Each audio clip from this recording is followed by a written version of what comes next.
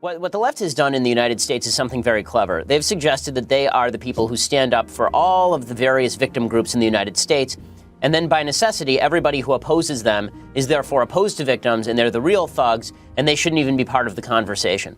That's why whenever you see Democrats out there, they're always talking about how Republicans have nefarious and evil motives, right? They're racists, they're sexists, they're homophobes, they are only standing up for the rich, they hate the poor.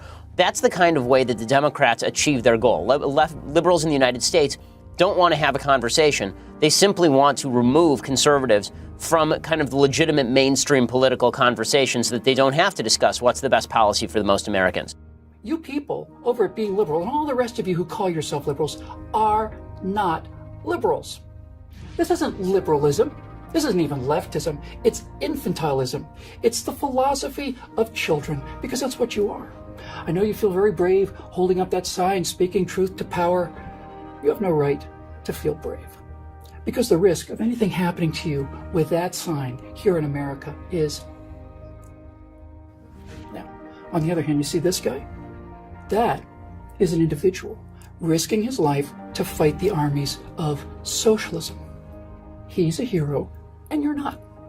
That took courage. What you're doing doesn't take any courage at all. Like everyone else on the left, you want something, in this case, moral superiority, but you don't want to pay for it, so you just take it. See how easy it is? You people who call yourself liberals are not liberals. None of you are. You know who is a liberal? This guy. He's a liberal. We're going to use the image of this dead white male to represent the other dead white males who were, in fact, actual liberals. They were called liberals because they believed in liberty, which meant and still means simply the freedom to be left alone. The man on the right wanted people to be left alone. He believed in private property, strict limits on the power of government, freedom of speech, private ownership of weapons, and was the founder of the Democratic Party. The woman on the left wants the government to take care of her health care, birth control, housing, food, and transportation. She's a collectivist who hates private property, wants to expand the government into every aspect, not just her life, but yours as well. Believes in speech codes and political correctness, wants guns taken away from honest American citizens, and is the inheritor of the Democratic Party. The man on the right spent a lifetime of study, debate, and reflection trying to determine the nature of man, his history of rare success and frequent failures, and with his fellows spent a lifetime trying to devise a realistic formula for the pursuit of happiness. Did you ever have a moment of doubt about capitalism and whether greed's a good idea to run on? Well, first of all, tell me, is there some society you know that doesn't run on greed? You think Russia doesn't run on greed? You think China doesn't run on greed? What is greed? Of course, none of us are greedy. It's only the other fellow who's greedy. The world runs on individuals pursuing their separate interests. The great achievements of civilization have not come from government bureaus. Einstein didn't construct his theory under order from a bureaucrat. Henry Ford didn't revolutionize the automobile industry that way. In the only cases in which the masses have escaped from the kind of grinding poverty you're talking about, the only cases in recorded history are where they have had capitalism and largely free trade. If you want to know where the masses are worst off, it's exactly in the kinds of societies that depart from that. So that the record of history is absolutely crystal clear that there is no alternative way so far discovered of improving the lot of the ordinary people that can hold a candle to the productive activities that are unleashed by a free enterprise system. But it seems to reward not virtue as much as ability to manipulate the system. And what does reward virtue? You think a communist commissar rewards virtue? You think a Hitler rewards virtue? You think, excuse me, if you'll pardon me, do you think American presidents reward virtue? Do they choose their appointees on the basis of the virtue of the people appointed or on the basis of their political clout? Is it really true that political self-interest is nobler somehow than economic self-interest? You know, I think you're taking a lot of things for granted. And just tell me where in the world you find these angels who are going to organize society for us. Well, I don't even trust you to do that. There are people who seriously believe that they are wiser and nobler than others, and that the way to improve society is to have the government force people to follow what the anointed want, rather than let people do what they themselves want to do. And there are all kinds of fiascos that follow in the wake of this kind of notion. This is how the left achieves its goals. You see it in debates ranging from the gun debate to even the fiscal cliff debate. John Boehner, who wants to be civil and wants to come to a solution, goes to the White House, meets one-on-one with the president. He comes out and he says, you know what, we really weren't able to make any progress in this one-on-one talk. President Obama comes out, he says, look what a bipartisan guy I am. I have John Boehner in here, and look how evil he is. That guy only wants to stand up for the rich. What a jerk he is. If he only cared about the American people, he would just do things my way. And this is why the left succeeds. The right continues to pretend that this is an age of civility, where the people on the other side of the table just want to have rational conversation about what's the best policy we can all agree on. The other side of the table, however, is occupied by people who are pure thugs. They are pure bullies. All they care about is demonizing the other side so they don't have to argue. The labor unions and liberals are now attacking Walmart and saying Walmart pays its employees too little. I mean, that's a nice thing to be for. You know, you want more money for people who work at Walmart. What's wrong with that? Hey, I want more money for myself, but that doesn't mean that someone else has an obligation to pay it. If you're paying people for their work, instead of just paying them for what they think they need, then clearly these people wouldn't be working for Walmart if someone else thought their work was worth more than Walmart is paying. So why do you think liberals have jumped on Walmart? Because of its success? Because of its success, that's a sufficient reason. They really are for helping. They're for helping people who are disadvantaged, as they put it. Whereas I think conservatives want to stop people from being disadvantaged. You know, the liberals want to help the poor while they're poor, but really the biggest benefit is to stop them from being poor. And that they have very little interest in. I think the only way to deal with that is to label the people who are doing this as thugs and bullies. I mean, we need to come back at them, and we need to say, look, you don't want to have a rational discussion on this issue, and that's why you're throwing this out there. And the truth is that you are really the racist, because only a true racist, honestly, thinks of everything in terms of race, number one.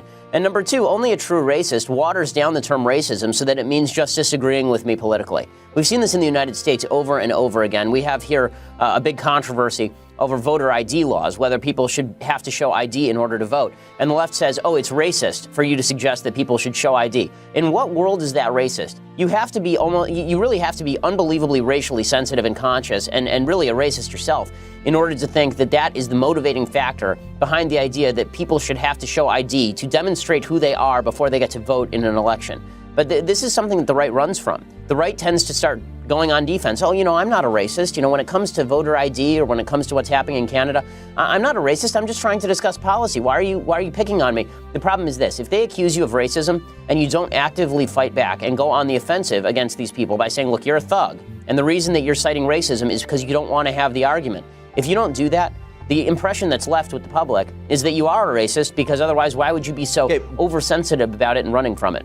I would go beyond the question of equality and put it more generally, that any process to ascribe any status to any group of people, equality, inferiority, superiority, must necessarily reduce freedom, because whatever the government wishes to ascribe to any group, whatever place, to use the phrase that was very common in the South, that blacks should have their place, whatever place the government is going to assign to people, that place will not coincide, that place will not coincide either with what all those people are doing or with how others perceive all those people, because there's too much diversity among human beings. To maintain any system of ascribed status from the top is going to mean reducing people's freedom across the spectrum. That's We need to recognize here, the era of civility is over. The left ended it a long time ago. We're still fighting on this plane where we think that, you know, they have good intentions and we have good intentions and we'll be able to come to some sort of wonderful agreement. They don't have good intentions in many cases, and that's demonstrated by the fact that they don't want to come to agreements. They don't want to have rational policy discussions.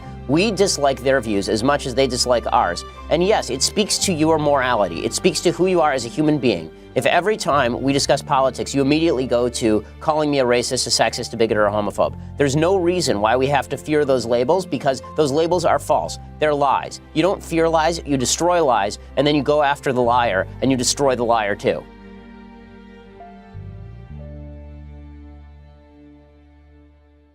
If you want to be awe-inspired, ladies and gentlemen. And let me just tell you that those of us who do not believe we are divinely created, let alone divinely supervised, are not immune to the idea of awe and beauty and the transcendent. Let me invite you to look for a moment at the pictures taken by the Hubble telescope. Some of you may have done it. If you haven't done it now, or yet, do it soon. The extraordinary revelations of swirling, yet somehow beautiful new galaxies in color and depth and majesty like nothing I think the human eye has ever seen. Turn away from that if you wish and gaze at a burning bush in an illiterate desert part of the Middle East and say that that's where revelation comes from. I don't believe you'll be able to do it. Or read a page of Stephen Hawking on the absolute magnificence and consistency and underlying beauty. As Einstein says, the great miracle of physics is there are no miracles. It all carries on, holding together all the time. There are no interruptions in its order. There are no suspensions of it just to please Joshua or just to please some sect or tribe or group. No, it's much, much, much more impressive than that.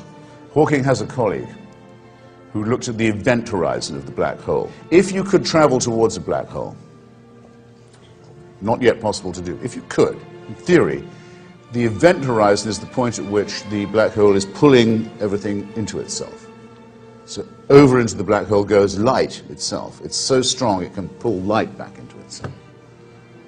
It's really awe-inspiring. A lot more, say, than a crowd of pigs infested by devils running down a hill into the sea, which is a piece of sorcery and cheap magic of the sort that shouldn't impress any thinking person. Think about a black hole instead. Pulling the light into itself, the event horizon just reorganizing nature.